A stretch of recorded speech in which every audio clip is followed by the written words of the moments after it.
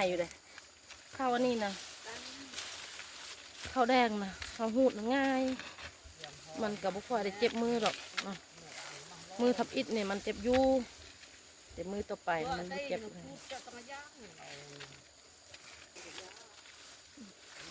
ก็มีหลายคนเนาะที่ถามมาว่าเป็นยังคือโบใส่อันศพมือเนาะอันนี้คอยกับบุหูที่กันแต่ว่ามันเวลาห่อใส่ทงมือนะมันแบบว่ามันหูดยากเลยกับเข่าเนี่ยมันจะติดมดทงมือนะ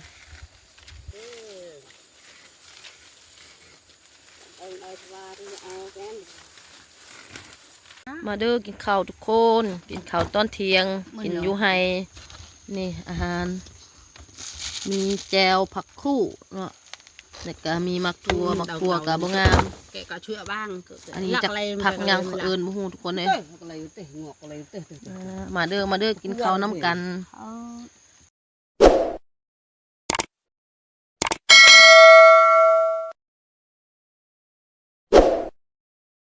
สบายดีแหละสวัสดีเด้อพ่อแม่พี่น้องเบิดสุขุมทุกคนบอกว่าFCอยู่ภายในหรือว่าต่างประเทศกันยินดีต้อนรับเข้าสู่ซองสาวมอมสแนลเนาะมื้อนี้เฮากลับมาหุดเขาคือเก่าทุกคนเลยเนาะ2 มื้อแล้วที่ว่าอยู่เฮือนบ่ได้มาหุดเขาทุกคนเลยเพราะว่าฝนตกตลอดเนาะมื้อนี้ก็มืดครึ้มอยู่บ่ฮู้ว่าสิหุดเขาได้หรือบ่ก็เบิ่งไปนำกันแหละทุกคนว่าสิหุดเขาได้หรือบ่มื้อนี้อันพาห้องอยู่นะเนาะพาห้องแต่เช้าๆนี่นะห้องตลอดนะจะเป็นยังทุกคนเลยเนาะมันบ่เศร้าจะเทื่อฝนตกนี่นะตกตลอดตกคู่มือ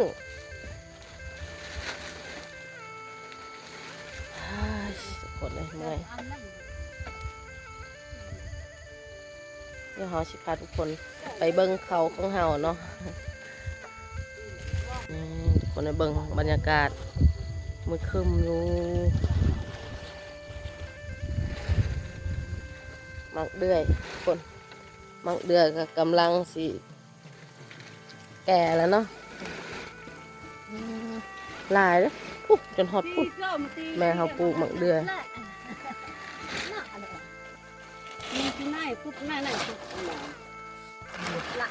แม่กับเอื้อยเขาก็กำลังสิมุงหลังคาเทียงเนาะเอาไว้เข้าหั่นแหละทุกคนเลย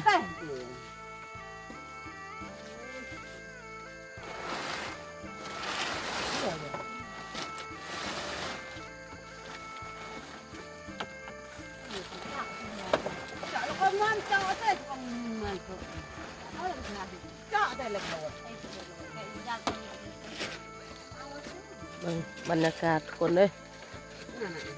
เข้ากับแบบว่าเข้ากับมันคนตกลายมันกับบุดีทุกคนเลยมักเดือยไล่เลยค่ะ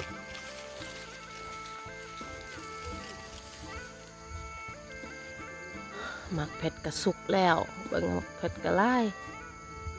แม่เขาปลูกฮะ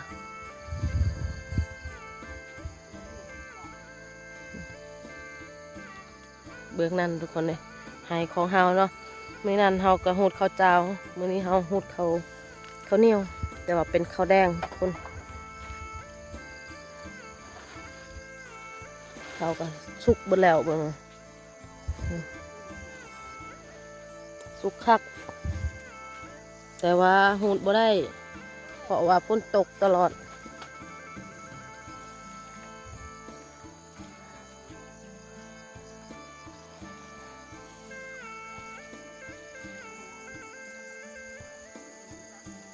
มืดครึ้มอยู่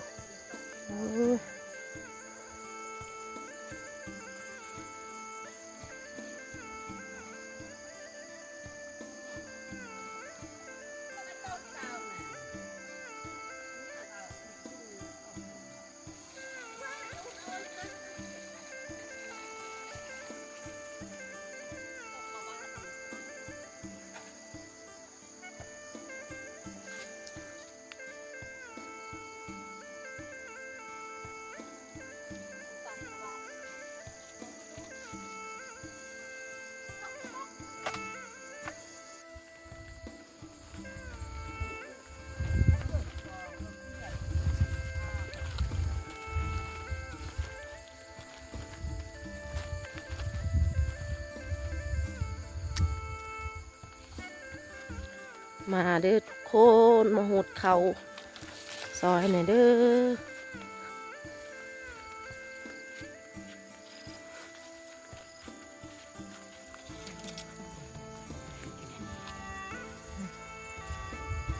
เด็ดออกหน่อยใครเนี่ยมาหูดเขา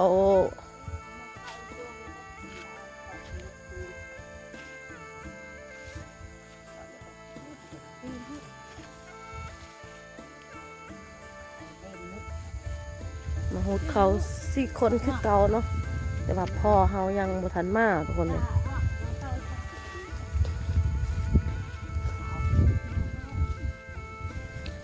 นี่เฮาเริ่มหูดแต่นี่เนาะทุกคนแล้วก็ขึ้นไปเทิงผู้เนาะเขาสุกคักอีเลียสุกแห้งแล้ว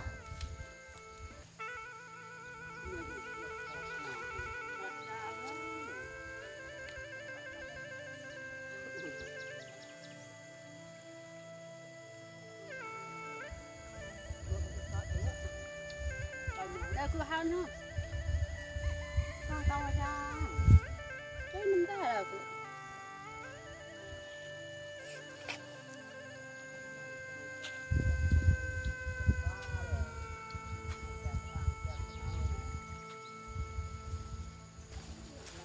มาได้โกนหดเข่าซอยกันแน่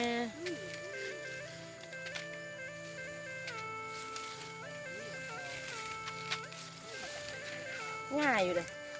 ข้าวอันนี้นะข้าวแดงนะข้าวหูดง่ายมันกับบุคคลได้เจ็บมือหรอกนะมือทับอิดเนี่ยมันเจ็บอยู่แต่มือต่อไปมันไม่เจ็บ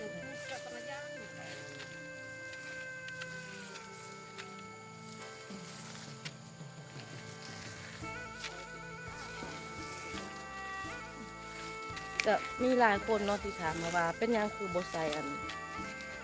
ศพมือเนาะอันนี้คอยกับบุ้งที่กันแต่ว่ามันเวลาห่อใส่ทงมือน่ะมันแบบว่ามันหูดยากเลยตามเขาเนี่ยมันจะติดมดทงมือน่ะมันเอาออกยากอ่ะมันบ่ง่ายคือเขามือเขาเองแหละ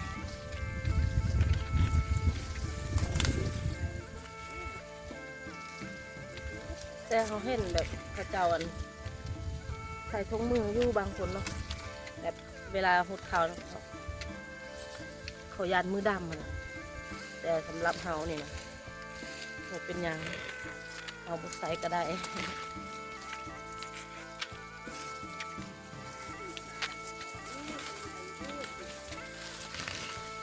เขาบ่ยานดอกความดำตัวนี้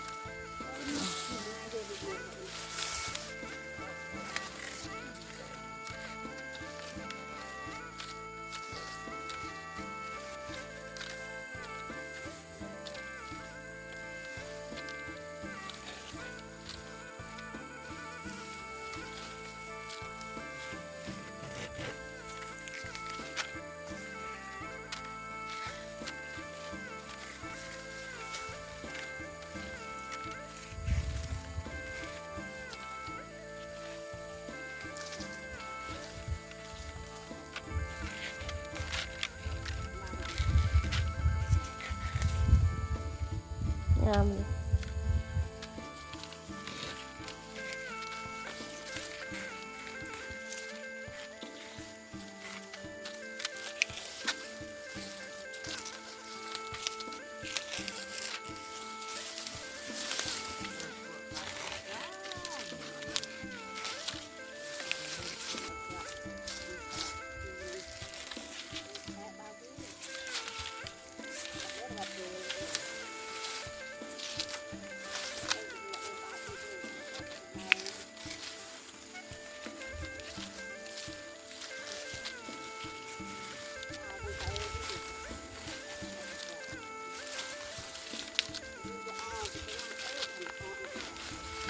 มักเผ็ดทุกคน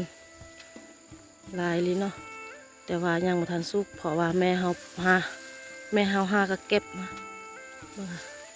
ต้นนั้นดอกอีหลี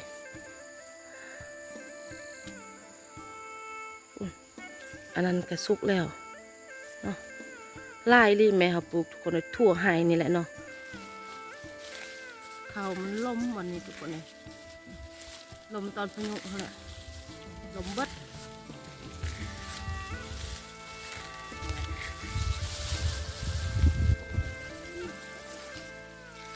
ใกล้จะเต็มแล้ว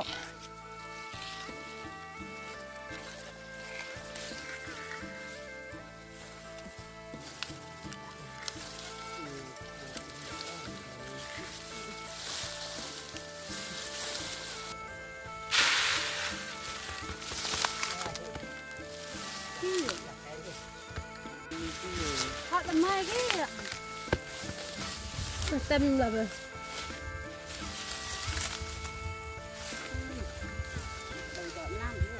ถ้าหลานมันนำมึงจะว่า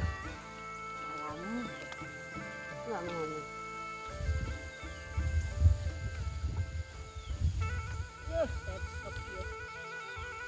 เต็มแล้วออกแล้วมาถอกใส่นี่แหละ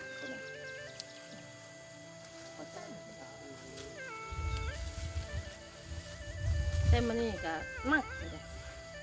อุดแอว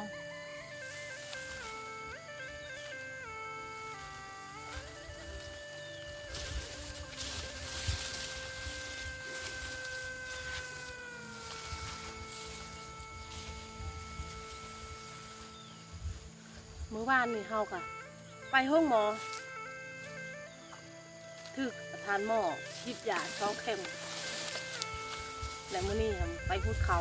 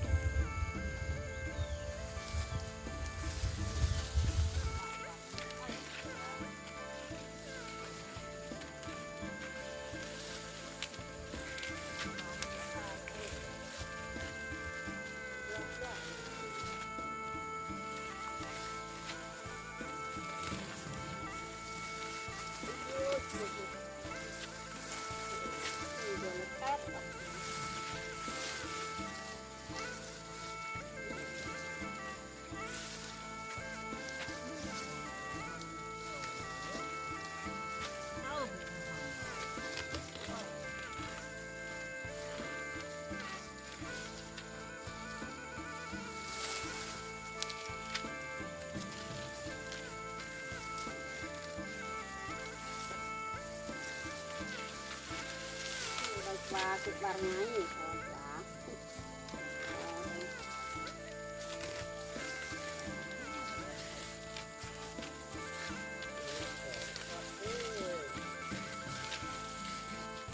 เอาว่าดูเอาแกนตามตัวเอง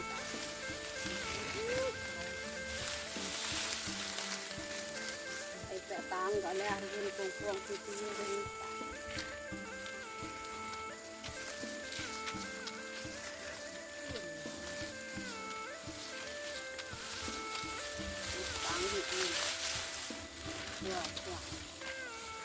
เอาทางพวงแห่มีอย่างนี้มีจักแต่ก็เพี้ยนดิระบาด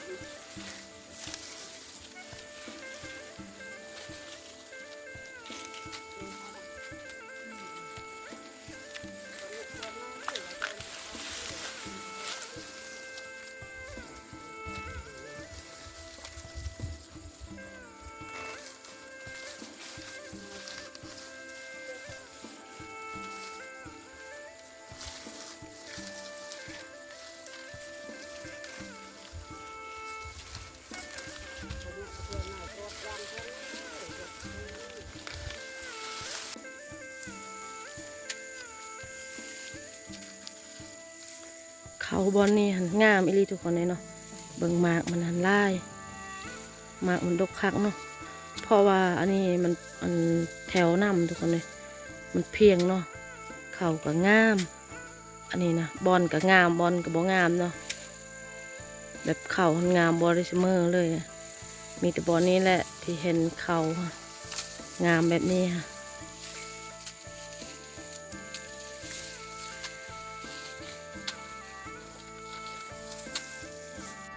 ทุกคนเลยฝนกำลังสิตกเนาะตอนนี้ค่ะเอื้อยเฮาสิคนเขานี่แหละเต็มแล้วเดี๋ยวอองอันนี้นะเอาหนึ่งเอาก็รวยห่อตัวนึงนะ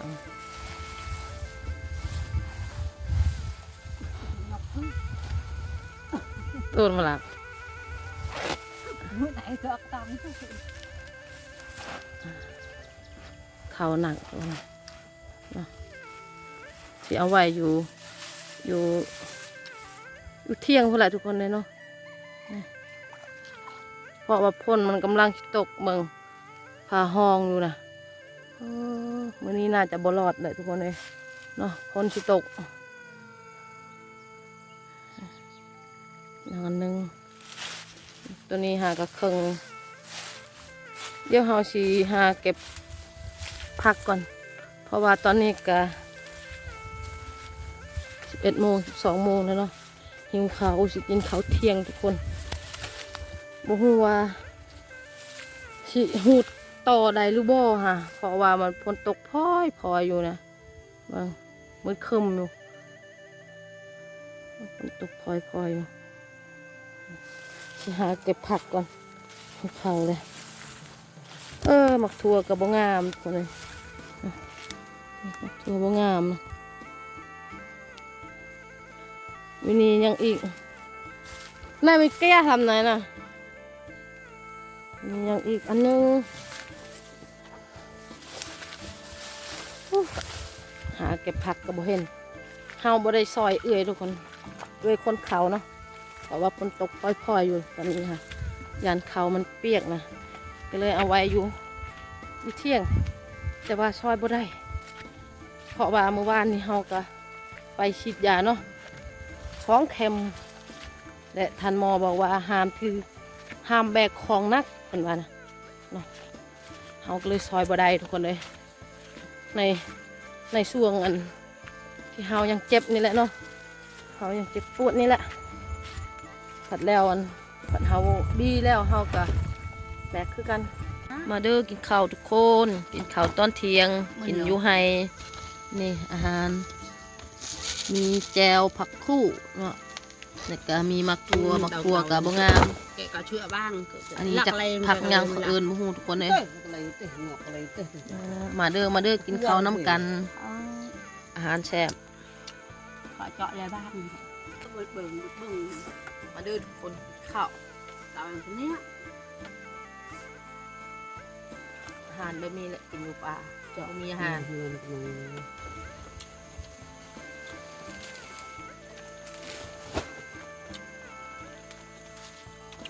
แจวกะปิกับบะหมี่นะคุณถ้าแจวกะปิแซ่บเป็นกับผักอันนี้นะแต่ว่าบะหมี่กะปิ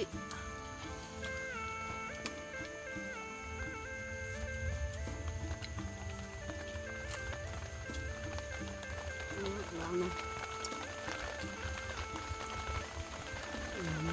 จะไปด้วยก็ได้แล้วกินข้าวตัวชิมเมื่อละ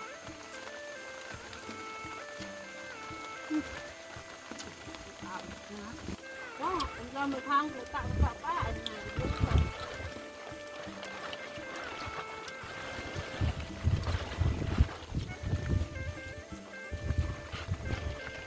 เอามาไหนก็หนักก็เลย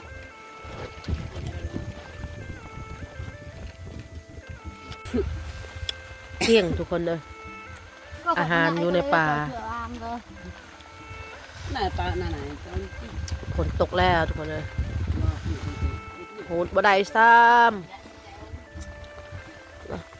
หมดขึ้นอยู่